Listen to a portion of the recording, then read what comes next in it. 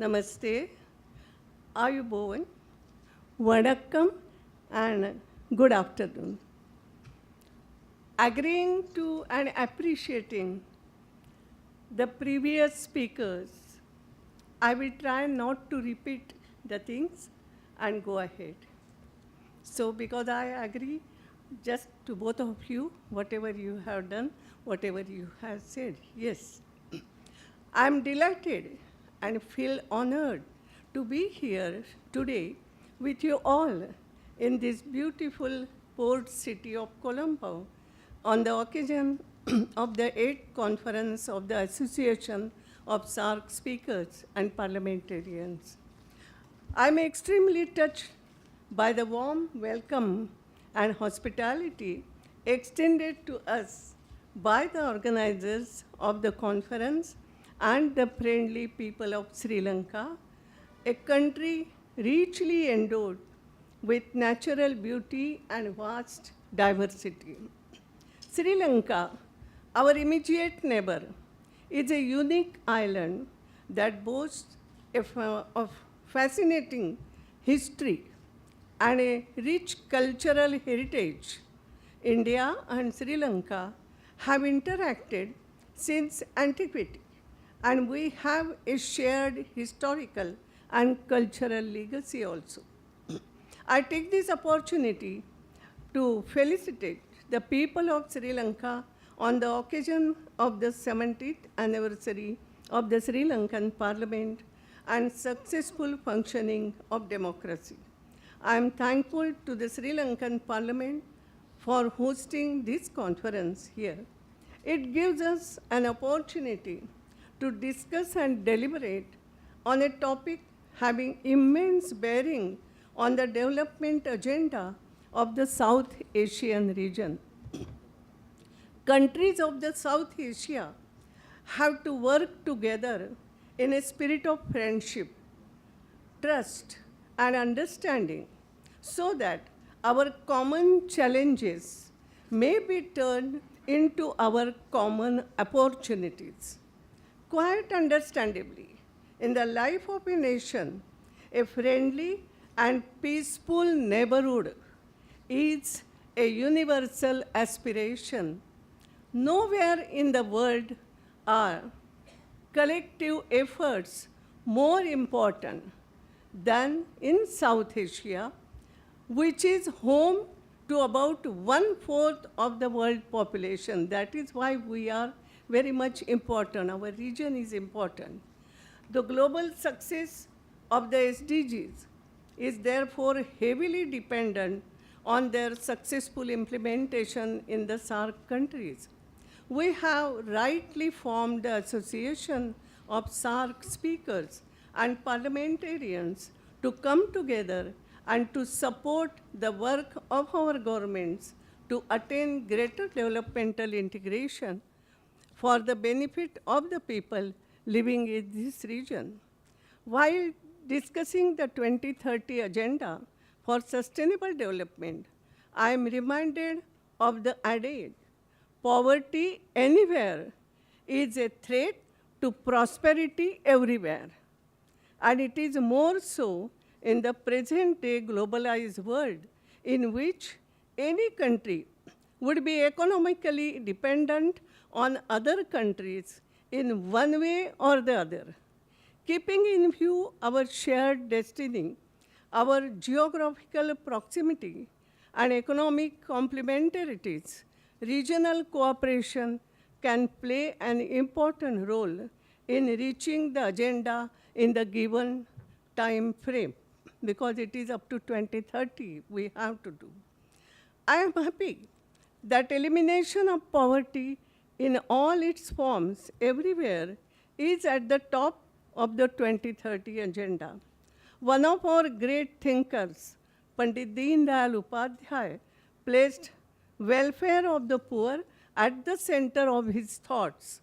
He once said, and I quote, "Integral humanism is the basis for development as it espouses an indigenous economic model that puts the human being at the center stage," unquote.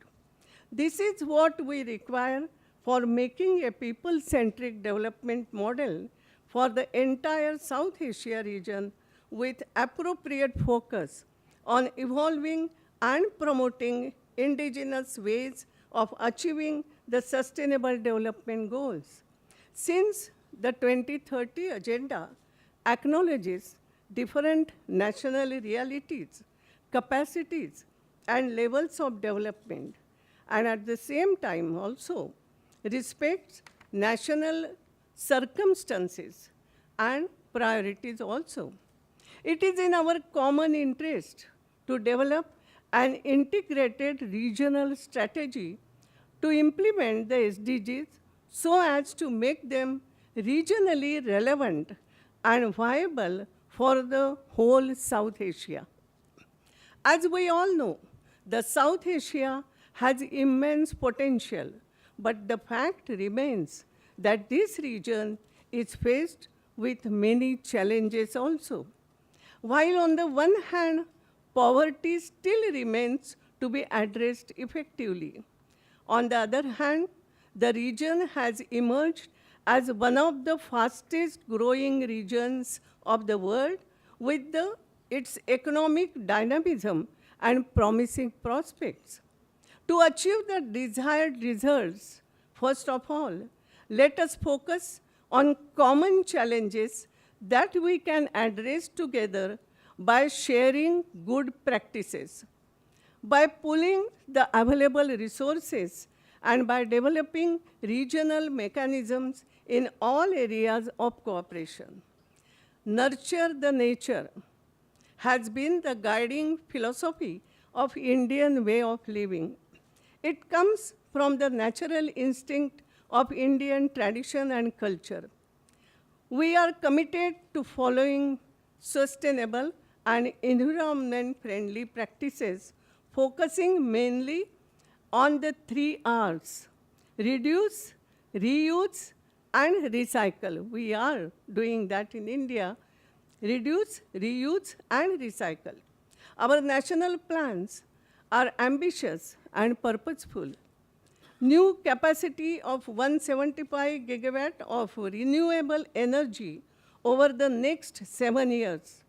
Energy efficiency, a tax on coal, a huge afforestation program, reforming our transportation and cleaning up our cities and rivers are top of our agenda. We have chosen the path of removing poverty by empowering the poor.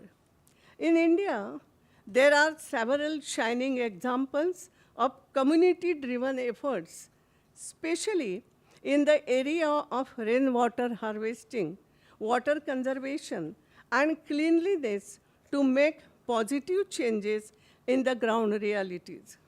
I am proud to share with this August gathering that my hometown, Indore, has been declared as the cleanest city in India. But it is not only by government it has been done or by something. This has been possible only through voluntary public participation, cooperation, and active involvement of people's representatives. That is much important, people's representatives.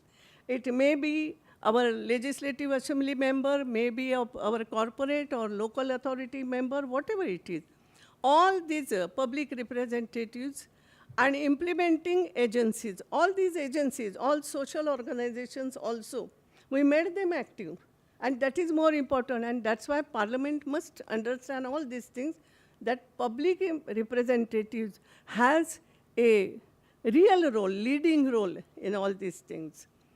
And so we all can learn from a severely. Now one other thing, in Indore we have done it. Still in India we are #1 in cleanliness. It is not because of only corporation has done something, no. People to people contact. Public representative from parliament to, I said like that, local authority representative. They work together. Even they have our social organizations also. So all these things have worked, and now Indore is a clean city, number one clean city in India. Second time also it is going to be, and it will like that only because public participation is there.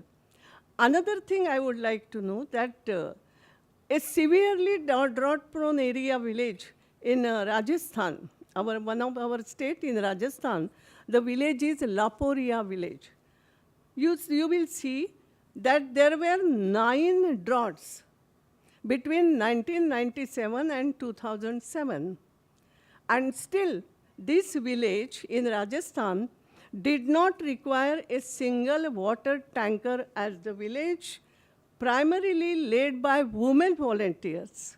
That is most important. Today also, 3 of us are women speakers here, and maybe more will be there. Primarily led by women volunteers, developed unique diet system called the choka and other traditional water filtration. All the women volunteers, they come together and they work there in that village. And that is also the traditional way. It is not something like that government will give this thing and that thing and then we will do something. No, all by traditional way they work there, passing water through layers of time. And it was, we will see in our villages also in ancient time it was there. But now we are forgetting. We are going ahead because 21st century something. But yes, we have to go to 21st century. But with this also we have to go. So they have done that. That layers of lime, coal, sand, with all this, they get this conservation method also and filtration, both the things. And these conservation methods to store water around the year, they did it. And set an example for others to emulate. So it can be done. Similarly, I would like, last time also we share with Bhutan, they have developed a unique happiness index to measure the human development. That is also something good. And I would like to tell the speaker of Bhutan that yes, in India also, some states have adopted this, but we will have happiness ministry, something like that. We are doing like that. Because yes, happiness is not only in affluency. You have got everything, still you may not be happy. So happiness is something different. And you will find that our festivals, nobody has their festival sitting at home and eating more and more. No, it is a common thing. In society we do that. So social thing, to coming together and doing something. So happiness index measure is also something. And we will have to work for this. And I liked it. And I think in my own state also we are trying for this, that how we can do it. So it is an interesting and innovative idea and increasingly becoming popular all over, at least all over India. I can say that Bhutan, your happiness index measure, it is becoming popular, no doubt. We are also thinking on it. So other countries of the region also are addressing the developmental challenges in their own unique way. And we all will benefit it if we share the information. That is the more important thing. We have come together here. Share the information and our experiences together with successful methods and techniques. The 2030 agenda recognizes the essential role to be played by the national parliaments, yes, in the implementation of SDGs through diverse means such as enacting legislations, passing budgets, as you said rightly, Sharmi, and ensuring accountability of the executive also. The oversight and legislative functions of the national parliaments, yes, need to be further strengthened by focusing more on SDGs in the whole process of parliamentary control and accountability. You rightly said, and I agree with you, Sharminji. We come from different political systems and may have different concerns on our respective national development agenda. But as parliamentarians, we all are committed to the international community's common objective of successful implementation of SDGs. So, to meet this objective, cooperation and exchange of experiences among the legislative bodies of South Asian countries would be crucially important. In this context, let me share with you that the parliamentarians in India have been pursuing the 2030 agenda with full vigor and spirit. In the last 2 years, I told you before that last time also, that since the adoption of the agenda, we in our parliament have organized several workshops and meetings and have had several discussions on SDGs on the floor of the House, because the parliamentarians, or rather I would say public representatives, they will have to be active. They are directly connected to people. And so getting people-to-people contact, they are the important figure. They must know first what is this agenda, why we have to go to, why development is necessary. All these things parliament members must have in their mind. We must pour it in their mind, fix it in their mind. And that's what we are working there in India also. And we have decided to dedicate one day in each session of our parliament for discussing SDGs and their implementation. We focus on one subject and we discuss for 2 hours, 3 hours, something like that, on the same subject, how we can go ahead. Frankly speaking, SDGs are very close to my heart, and therefore I have taken a special initiative. In the form of Speaker's Research Initiative, I have given you the copies of that book. We have printed book now, to bring in place an institutional arrangement in our parliament to assist the members of our parliament by providing them with a deeper insight into the varied issues of developmental concern, so as to enable them to play a more effective role in lawmaking. Parliamentary debates, oversight of governance, and also to respond to the ever-increasing and ever-complex issues of national and international importance. On several occasions, this platform has been utilized to enlighten our members of parliament on diverse issues relating to the SDGs also, so that they can shoulder their responsibilities as lawmakers and people's representatives more effectively. SRI will be too happy to extend all possible cooperation if should any of our friends in SAARC and elsewhere would like to engage with it for sharing of best practices and information. That is more important thing what I feel. You may recall that we also hosted the South Asian Speakers Summit on achieving SDGs in Indore in February this year, only with the main theme focusing on strengthening regional cooperation and resources for SDGs. It would not be out of context to mention here that the Indore Declaration is a guiding light for us to channelize our efforts to collectively work for advancing our actions, strategies, and cooperation to give an appropriate regional response to the diverse challenges before us.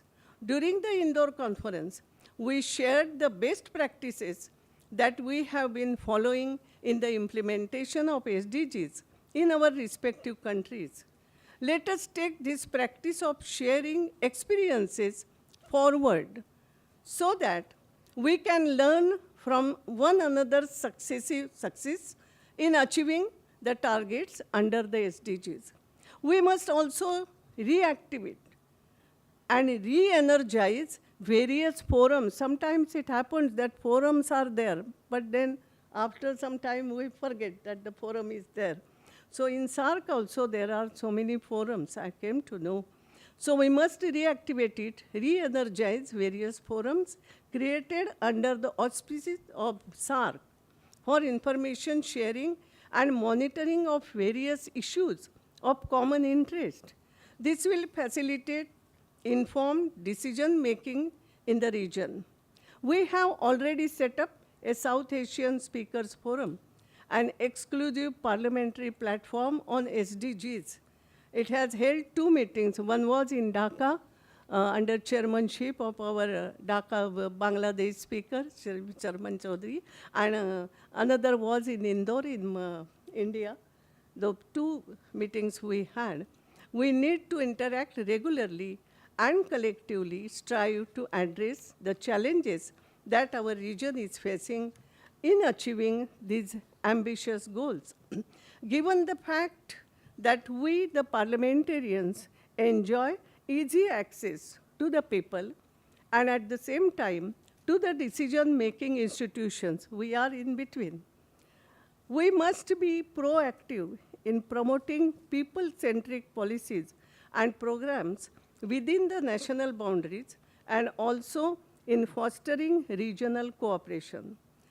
Through the initiatives taken by them, especially at the constituency level, and by engaging common people and civil society, they can speed up people-centric developmental activities such as basic infrastructure, including roads, transport, healthcare facilities, education, sanitation, so many things, that all together will have a significant bearing on the successful implementation of the SDGs. Once I said that, yes, why our speakers SAARC summit is important. Somebody was saying there is a SAARC summit already, all prime ministers meet together, whatever it. I said, when the person becomes speaker, he works for all, he has no party feeling something. So all the members, all the parties, they are for in his heart, and he has to run the house. He has to take the decision. He wants that laws should be passed, that all these things. So I said that speakers conference is more important because we see that, yes, country is important. No politics there. When we meet here, no politics there.